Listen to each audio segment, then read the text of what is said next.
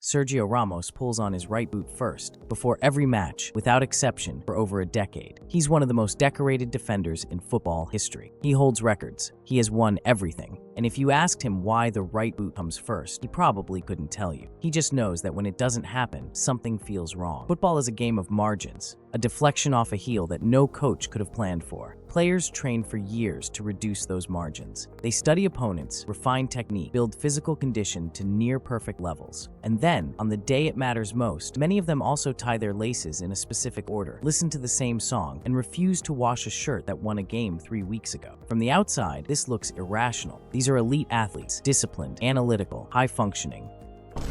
Superstition belongs to folklore, not sports science. But the psychology tells a different story. And once you understand what that stress actually does to a human brain, the right boot stops looking strange entirely. Here is the uncomfortable truth at the center of elite sport. Footballers prepare obsessively because preparation is the one thing they can govern. Training, diet, sleep, positioning drills. These are controllable, but the match itself is not. A bounce, a referee's decision, an opponent having the game of their life, none of that can be managed. And the human brain, when it senses a threat it cannot control, reaches for something it can. This is the psychological function of superstition. It manufactures a sense of agency where none exists. In 1948, the anthropologist Bronislaw Malinowski studied communities of fishermen. Those who fished in the calm lagoon developed almost no ritual behavior. Those who fished in the open ocean, where conditions were unpredictable and the stakes were fatal, developed elaborate superstitions. Football is the open ocean. A study published in the Journal of Experimental Psychology found that participants given an uncontrollable task, one where outcomes were random regardless of input, were significantly more likely to develop superstitious behavior. The brain was not malfunctioning.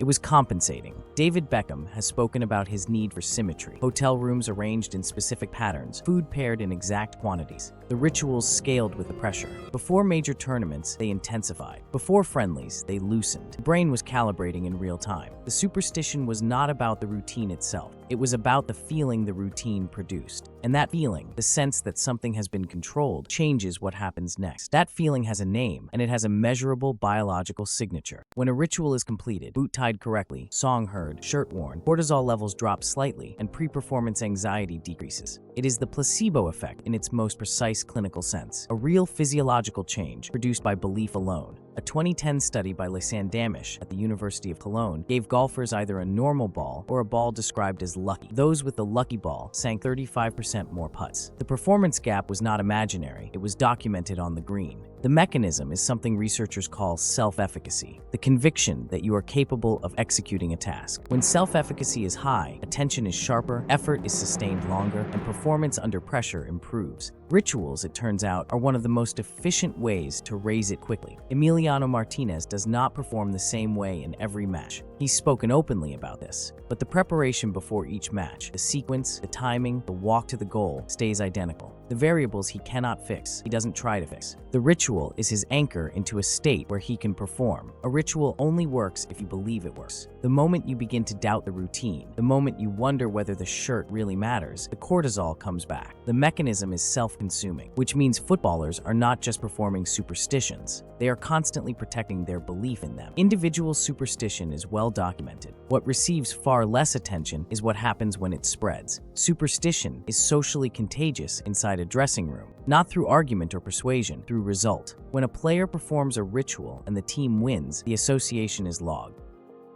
That association then propagates outward, quietly and without deliberate communication, until the ritual belongs to the group. In 1999, the sports psychologist Stuart Biddle observed that teams experiencing a winning run were significantly more likely to develop shared rituals than teams who were not. But the rituals came from the wins and then reinforced the cohesion that helped produce more of them.